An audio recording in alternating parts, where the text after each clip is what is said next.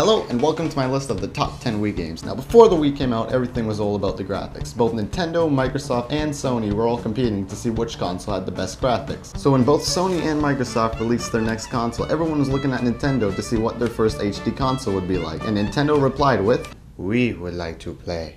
And people realized it was no longer about the graphics or blast processing, it was about the innovation, and because of that everyone rushed to the Wii and went away from the PS3 and the Xbox 360. Of course, both Microsoft and Sony released their kind of knockoff version of the Wii, but they weren't nearly as good as the original Wii. So I think this intro's gone on for long enough. Everybody, the top 10 Wii games!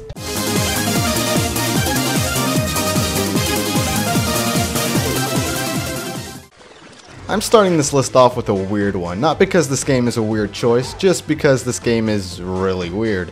WarioWare Smooth Moves is one of those games that was released near the Wii's launch when motion controls were talked about as God's heavenly gift to Earth. However, a lot of games at the time just used motion controls as pointless gimmicks of games, but that's not the case with Wario. In this game, motion controls were actually used in one of the best ways that I've seen on the Wii. And that's not even mentioning all the different ways you can use motion controls in this game, like flying a paper airplane, cutting a barrel, or even picking your nose? Did I mention that this game is weird?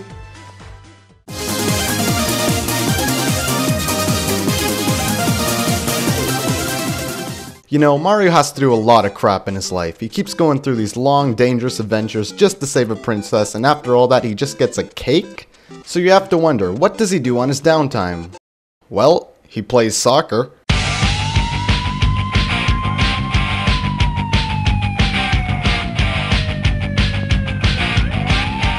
I bet you didn't see this game coming. Mario Strikers is one of those games that's just plain fun. It's none of this story business or various gameplay styles. This game is just pure soccer and I love it.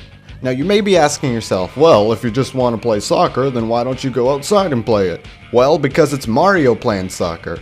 Well, normal soccer is great and all, don't get me wrong, but it just has a net, a ball, and some grass. While Mario Soccer has fireballs, super strikes, and ball bombs. Wait, now that I think of it, this is kind of like deathmatch soccer. Not to mention the electric fences, chain chomps, and slow motion body checks. Jeez, this game's brutal. And that's what makes it awesome. And is it just me, or does the scene where Mario jumps off the spaceship look exactly like the one from Skyward Sword?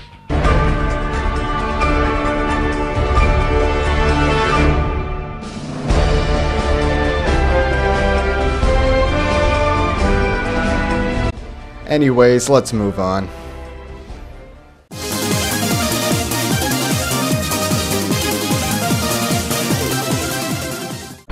Resident Evil 4.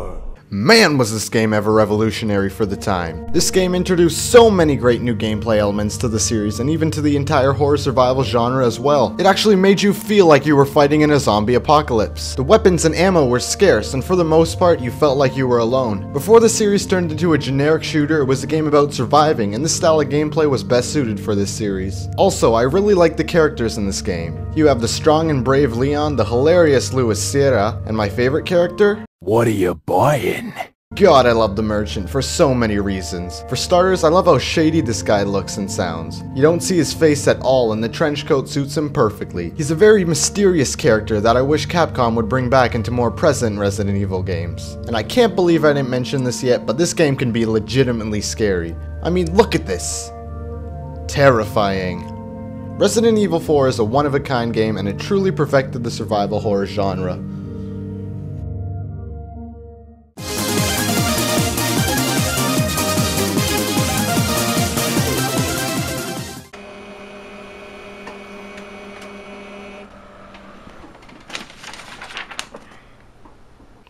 Get it?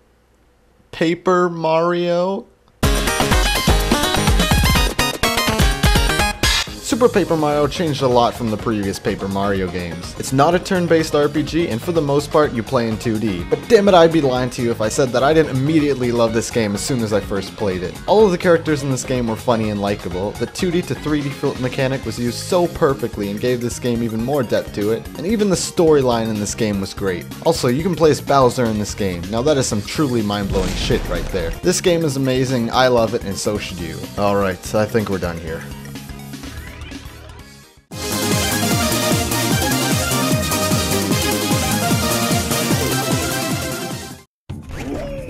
Oh yeah, Donkey Kong's back in his new game, Donkey Kong Country Returns. This is one of the best comebacks in all of gaming history. It took everything that made the original Donkey Kong Country games great and put it all into one spectacular disc. It also brought back so many elements from the original series as well. You have the old characters, the hard difficulty, and the amazing graphics. The only thing that isn't brought back is the Kremlin crew, but don't worry, Retro Studios has you covered because they have created a new original enemy. It's a plank of wood.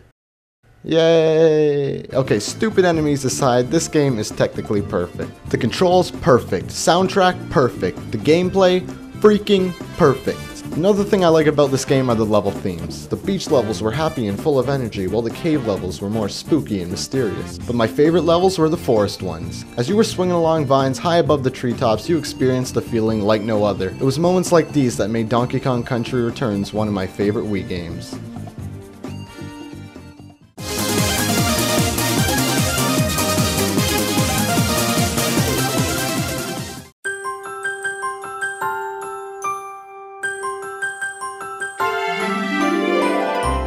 Kirby's Epic Yarn, yeah! Now I really see where Nintendo was coming from when making this game. How do we take one of our cutest characters and make him even cuter? Put him in a world of yarn. Genius. Either that happened or Nintendo looked at a game starring Prince Fluff that Hal and Goodfeel made and said, he sorta looks like Kirby. Let's make it a Kirby game. Either way, this game is awesome.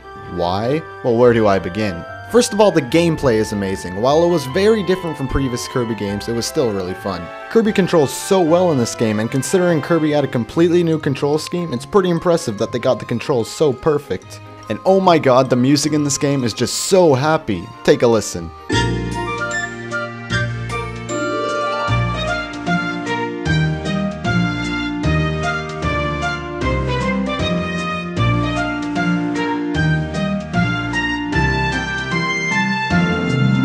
And it's not only the music in this game that is really happy, but the entire game as well. This game is just so cute and adorable. It's beautiful.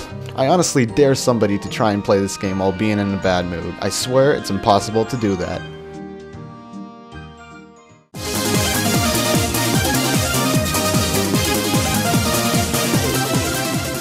Now, everywhere I've been looking, people have been saying how great The Legend of Zelda Skyward Sword is, with most big game companies giving it a 9 or a 10. And to that I say, I haven't really played that game yet, so I can't give you an opinion on it. But what I have played is The Legend of Zelda Twilight Princess.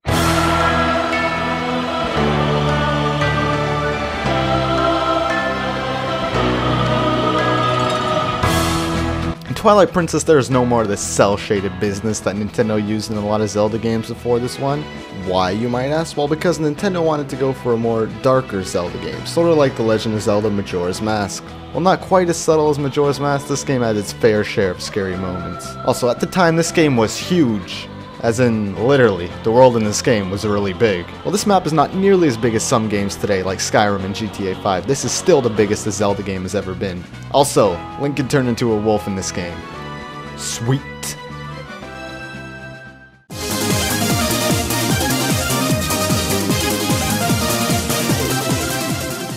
Sonic games on the Wii weren't looking too great to begin with. You had that one that was in some Arab country, there was that one with the sword and the knights, and there was that crappy port of Sonic Unleashed.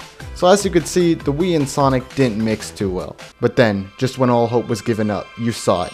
You saw it in the distance. Something great, something wonderful, and that something was...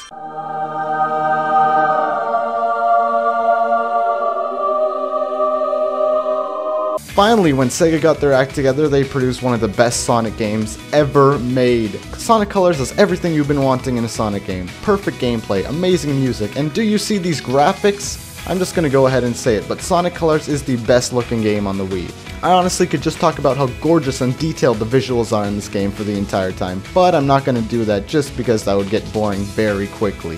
Also, this game's storyline has to be one of the best stories that I've seen in a Sonic game, and it's not even that good, it just fits. It doesn't have a huge complex storyline like they used in previous games, it's simple, funny, and I love it. And do you know what else is great about this game? Eggman's intercom system. As you're playing through a level, Eggman will randomly start to blabber on about something, and it's hilarious. Enjoy the ride, and remember, in case of an emergency, your seat cushion may be used as a flotation device. It won't actually float, but you can use it as one. This game is simply a masterpiece.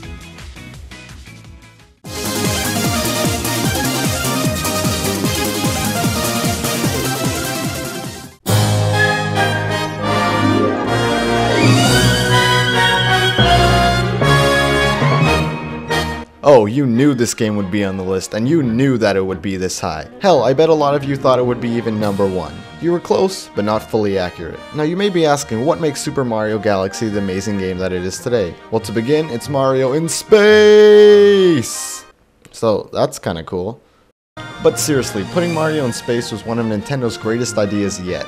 Now the space theme has been done many times before, but never has anyone seen space combined with a platformer. Of course there were some exceptions like Earthworm Jim and Metroid, but they never really took advantage of the whole space gimmick. In those games they just put a space background behind you and said boom, you're in space. Are you happy now? Are you happy? But with Mario Galaxy you feel like you're in space. You truly feel that you're blasting away from Earth and entering another galaxy. Another Mario Galaxy. That was a lame pun. Alright, space theme aside, what else made this game great? Well, everything really. No, I'm serious, other than a few average galaxies and levels being a bit too linear for me, I can't find a single flaw in this game. This game is true perfection all the way through.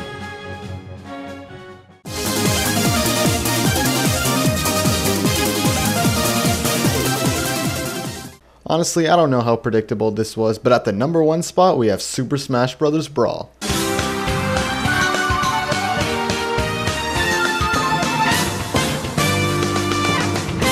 Without a doubt, this is my favorite Wii game, and probably my most played Wii game as well. There's just so much to do in this game. Story mode, all-star mode, group ball, the subspace emissary, boss battles, training, break the targets, event match, multi-man brawl, home run contest, on stage builder.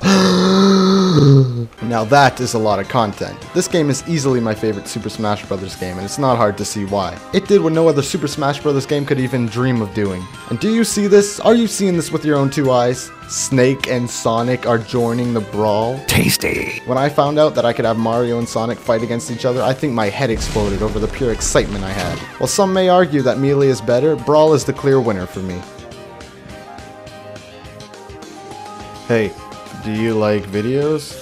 Well then you're in luck because I make videos. Click any of the links on the screen to view one of my previous countdowns. Alright, thanks for watching. See you guys.